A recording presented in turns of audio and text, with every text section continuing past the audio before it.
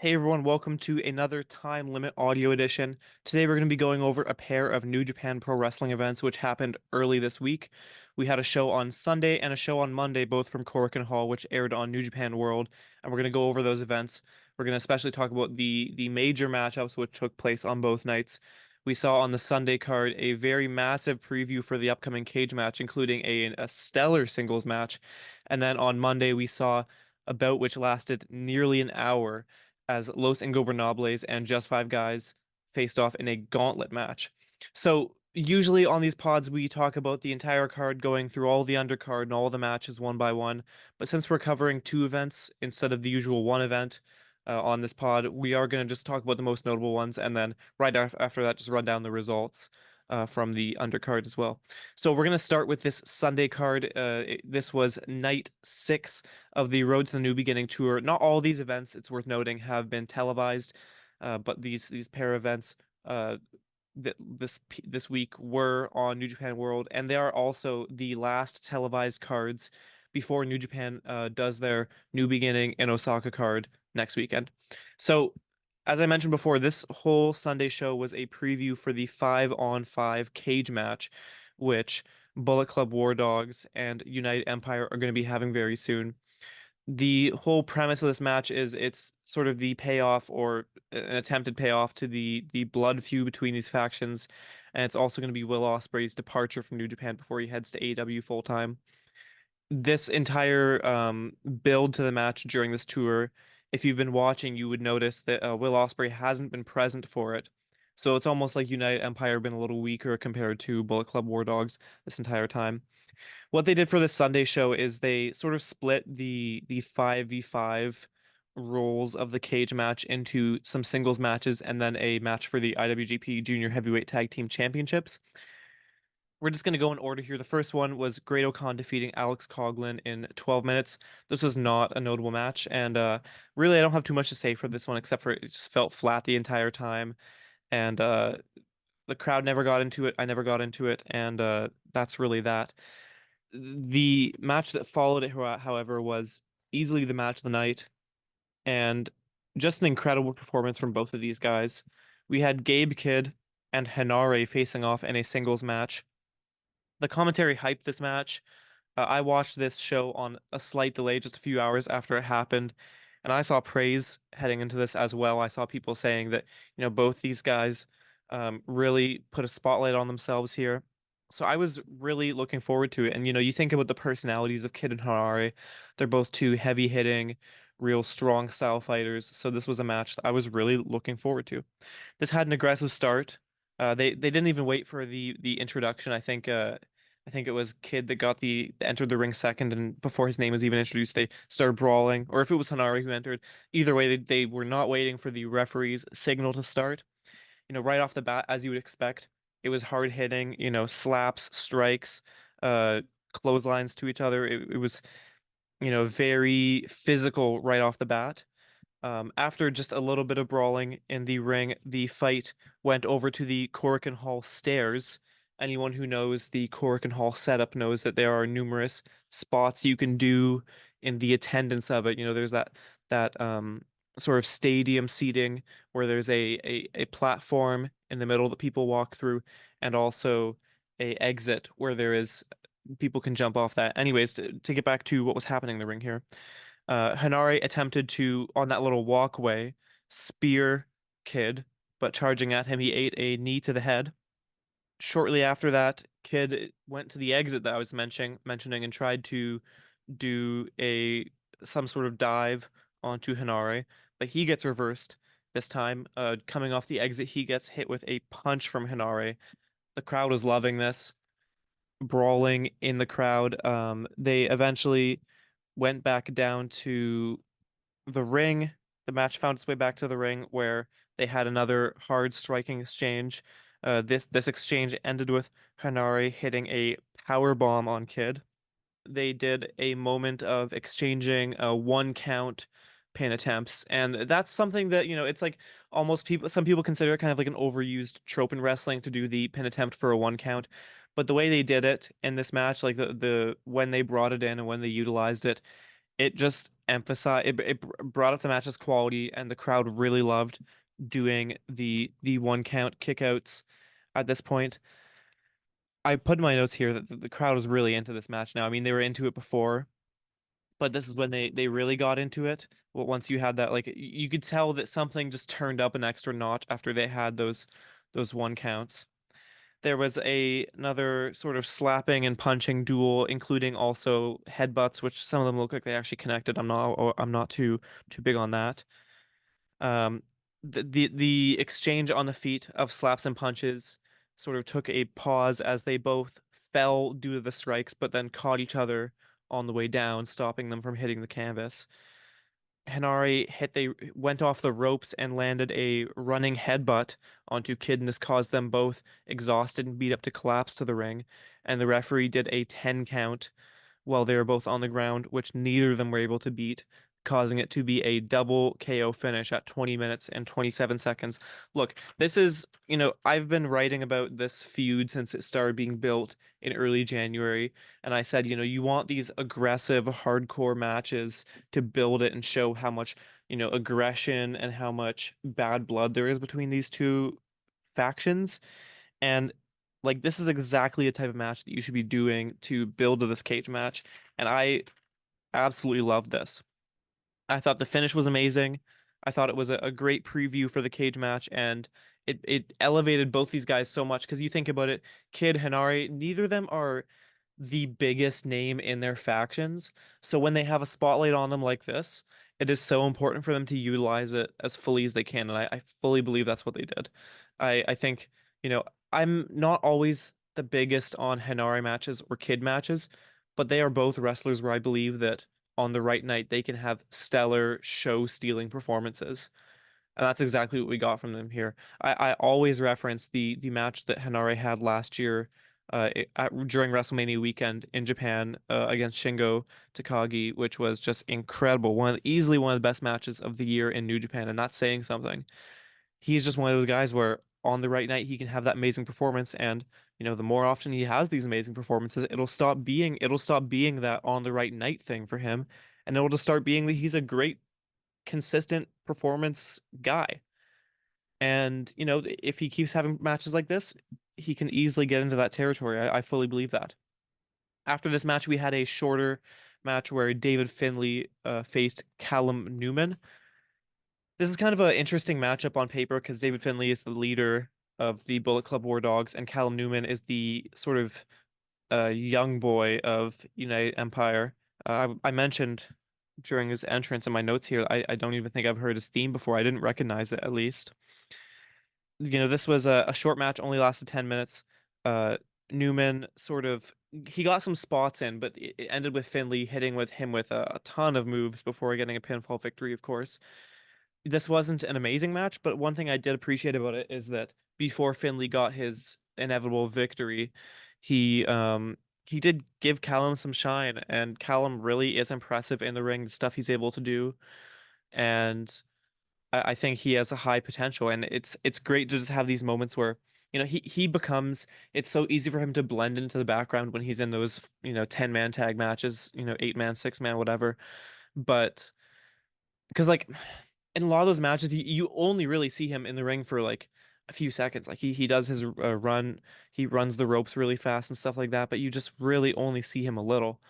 So for him to have a singles match where he really is going a strong 10 minutes and getting some spots in, I think it is a great way to spotlight him.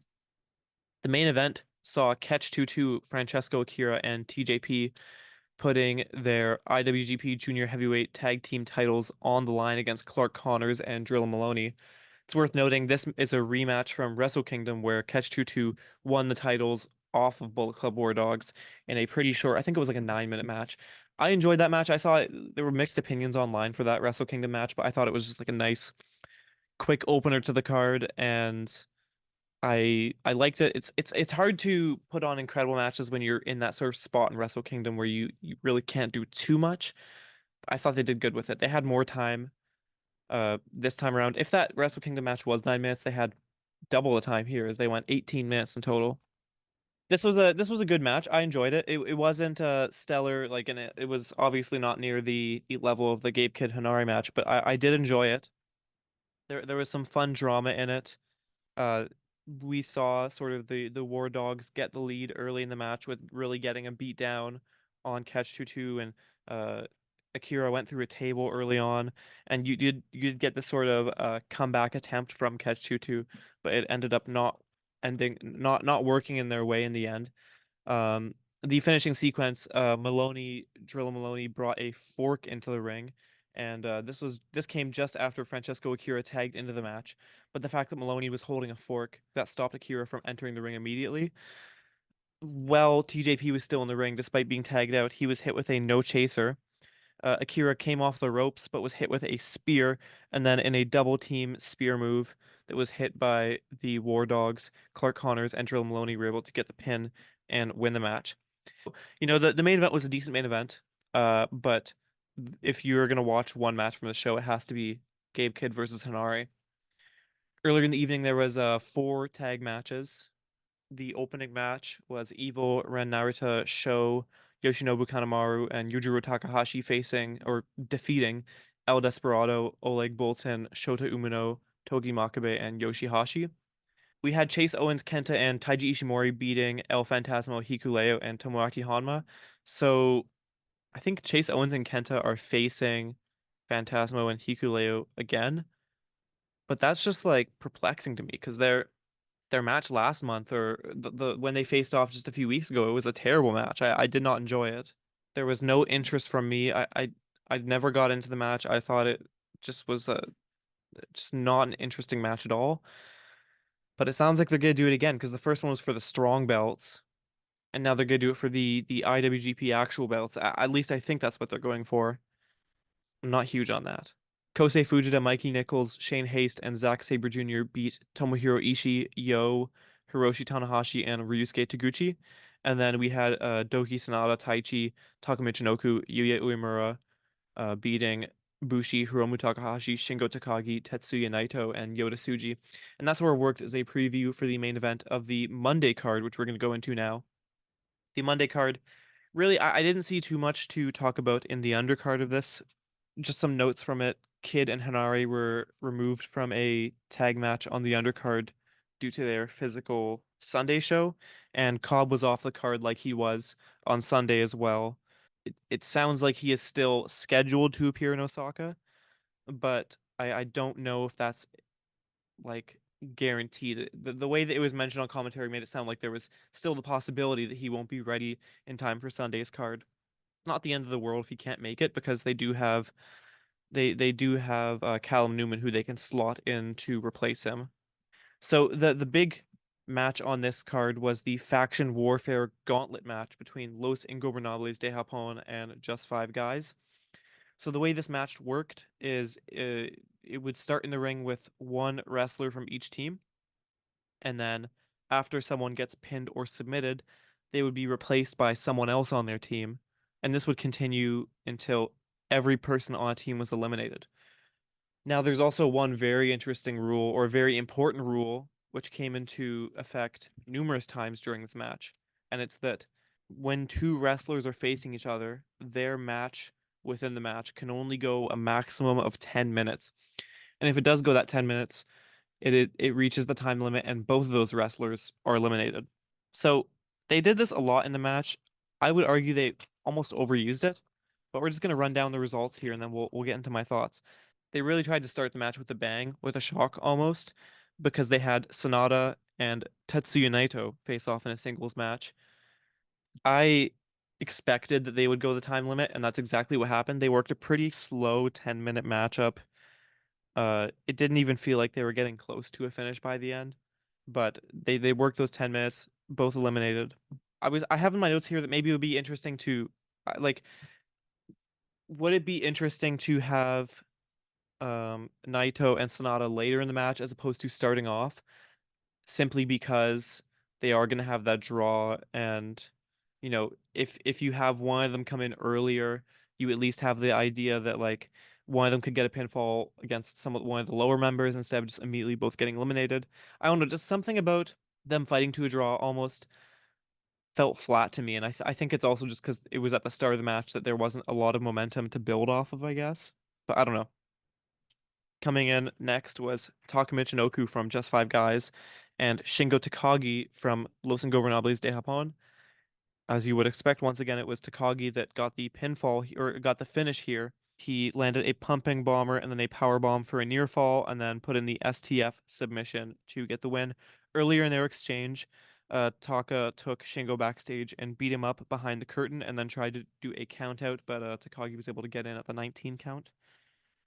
Coming in next for Just Five Guys was Taichi, who would face Shingo Takagi. This got a reaction from me because these two guys have incredible chemistry, and that chemistry was on display in this match once again because they had a really fun back and forth for 10 minutes, reaching that time limit, eliminating both of them. And, they were one of the high points of this match, in my opinion. In next, it was Doki and Bushi. Doki caught Bushi with a crafty roll up to get the win. This was easily the quickest part of the match. I don't have like splits on like how long the match lasted per exchange, but I do know that between them that was probably the quickest part of the match. Of course, as you'd expect, next in was Takahashi, making this a tied 2-2, two wrestlers left for both teams. Doki and Hiromu Takahashi fought to a draw once again in the match. Takahashi came close to a finish but couldn't get it. He hit his victory royale for a near fall near the end, but couldn't put Doki away. Near the end, it was the final wrestlers from both teams. It was Yuya Uemura and Yota Tsuji facing off. Uh, there was no time limit for the final wrestlers in the match. I appreciated that they had that there, so it would at least force them to have someone go over at the end, which I felt was necessary after doing three different time limit draw results earlier in the match. So Yuya Uemura and Yota Tsuchi, they went a long time in this match. This was quite the lengthy battle. I would say that they probably single-handedly went about like 20 minutes in this match, I think. The start was very slow, but then they picked up momentum near the end and got a finish. I thought that the finishing sequence between these two was very fun because Uemura kicked Suji, and that kick the momentum of that kick put Suji into the ropes, and he came off the ropes with a spear to score a pinfall win.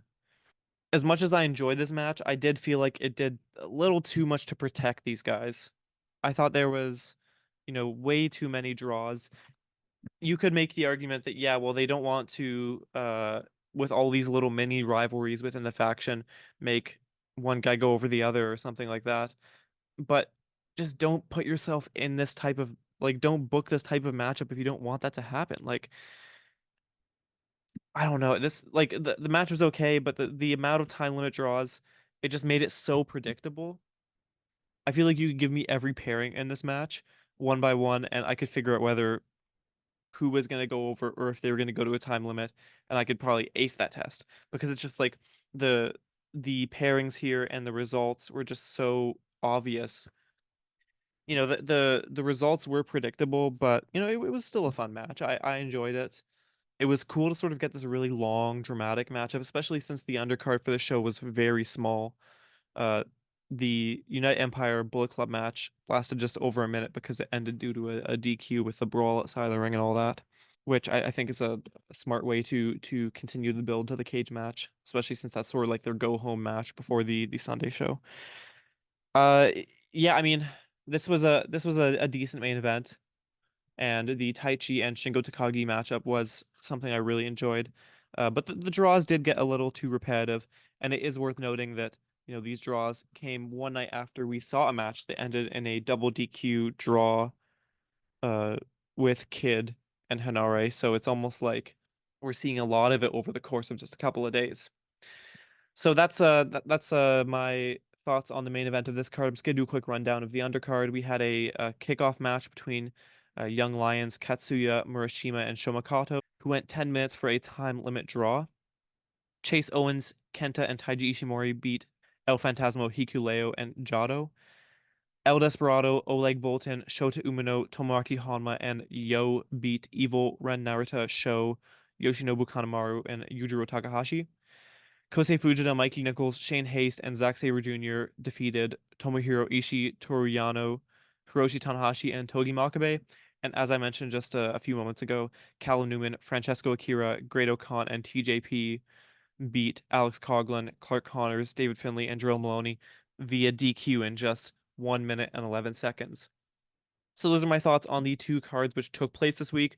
Before we go, since this is the last pod before the upcoming Osaka card, I'm going to give a quick rundown of the card and give some thoughts. This is a decent card. I think it's a good quality show in general. It is absolutely a tier up from some of the cards we've seen earlier this match on these Road 2 shows. Above all, it's going to be interesting because it'll be Kazuchika Okada's farewell match facing Hiroshi Tanahashi in a singles bout. Even though there's this super huge build with United Empire against War Dogs and Bryan Danielson facing Zack Sabre Jr. and stuff like that, the Okada farewell match will absolutely be the headline coming out of the card. So just a rundown, start to finish, we have Oleg Boltin and Ryusuke Taguchi facing Toru Yano and Yo. We have Hiroki Goto and Yoshihashi facing Callum Newman and Great O'Khan. El Desperado, Shota Umino, Tiger Mask, and Tomoaki Honma will face Evil, Ren Narita, Sho, and Yujiro Takahashi. Bushi, Hiromu Takahashi, Shingo Takagi, Tetsuya Naito, and Yota Tsuchi will face Doki, Sanada, Taichi, Taka Michinoku, and Yuya Uemura. As mentioned before, that farewell match between Kazuchika Okada and Hiroshi Tanahashi. IWGP Tag Team Champions El Phantasmo and Hikuleo will face Chase Owens and Kenta. In a singles match, a rematch from AEW's Wrestle Dream show last year, Bryan Danielson will face Zack Sabre Jr. in a singles bout. And then in the main event, there will be that singles match as Francesco Akira, Henare, Jeff Cobb, TJP, and Will Ospreay face Alex Coughlin, Clark Connors, David Finlay, Drill Maloney, and Gabe Kidd. That'll be Will Ospreay's final match before moving over to AEW. So I won't be surprised if there will be a change in the United Empire lineup there, as Jeff Cobb could potentially be injured on Sunday still. But it's not a big deal because they do have Newman and O'Khan also they can slot into that match. So that's the next show that we're going to be doing a quick reaction podcast on. That's going to be on Sunday. I'm going to try to get a podcast out that same day in the evening. But before then, I will have some written stuff on the blog. I'm going to try to do a preview of the show in written form sometime later this week, going over the storylines and the news pieces to look at before the show, plus some thoughts and analysis and stuff like that. But this is the last pod until then, so I appreciate you listening. If you want to check out any of the other stuff I do, head to timelimit.substack.com. That link is also in the description if you're listening on YouTube or on any podcast service. So make sure to check out all the other stuff I got going there. But this is the last podcast until Sunday, so I will see you then.